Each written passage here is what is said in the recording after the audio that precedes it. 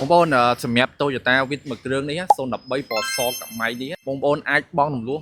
100% បានបាទ 100% បាទបើយើងនិយាយពីការបង់ប្រចាំខែវិញគឺត្រឹមតែ200ស្តង់តែម្ដងមានថាបងប្អូនអត់មានចំណាយអីសូម្បីតែ1រៀលបងប្អូនអាចទទួលបានឡានយកទៅប្រើប្រាស់ឲ្យតែ CVC បងប្អូនល្អចំណូលបងប្អូនល្អគឺអាចដកយកមួយគ្រឿងយកប្រើប្រាស់បានអញ្ចឹងមួយគ្រឿងនេះគឺខ្ញុំណែនាំជាពិសេសអ្នកដែលស្រឡាញ់ពណ៌សបាទសកម៉ៃស្អាតមែនតើនិយាយទៅ013មួយគ្រឿងនេះឆ្នាំខ្ពស់ហើយបានពណ៌សទៀតបាទអូខេមួយគ្រឿងនេះគឺយើងបានរៀបចំបាន100% តែម្ដងបាទអញ្ចឹងយើងមានគោចបាទរៀបចំហើយស្អាតមែនទេបងប្អូនណាហើយសំខាន់ពណ៌សកំៃមើលទៅ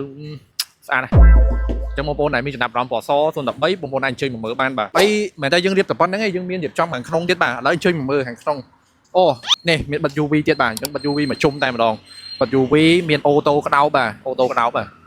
បខាងក្នុងគឺយើងបានពាក់ជាមួយនឹងញ៉េ Android ហើយយើងមើលទៅលើផែនខាងក្នុងបានបងប្អូនណាហ្នឹងហើយឡានដែលកែពីជប៉ុនមកបាទត្រឡប់ដូចស៊ីនអញ្ចឹងត្រឡប់ពីកូដប៉ុន្តែដូចស៊ីនពីជប៉ុនអញ្ចឹងហើយទៅលើអត្ថប្រយោជន៍ផ្សេងៗទៀតបងប្អូនអាចដឹងពី Toyota ពីទៅបាទធំទលាយធន់បាទមិនងាយខូចទេបាទអញ្ចឹងបងប្អូនតែរៀងស្ទើរតែបកាហើយចង់បង់រំលោះបាទបងប្អូនអាចតំណែងមកកាន់ Top Auto ឥឡូវនេះបាទយើងនឹងប្រឹក្សាដោយឥតគិតថ្លៃបាទគឺបងប្អូនពីការសិក្សារំលោះអញ្ចឹងបងប្អូនមានតាមអារម្មណ៍បងប្អូនអាចតំណែងមកកាន់ Page ឬក៏អាច chat ចូលទៅក្នុង Telegram យើងក៏បានដែរបាទយើងនឹងផ្ដល់ព័ត៌មានរបស់ជូនបងប្អូនបាទអញ្ចឹងបងប្អូនមានតាមអារម្មណ៍តាក់ទងមកឥឡូវនេះបាទសូមអរគុណ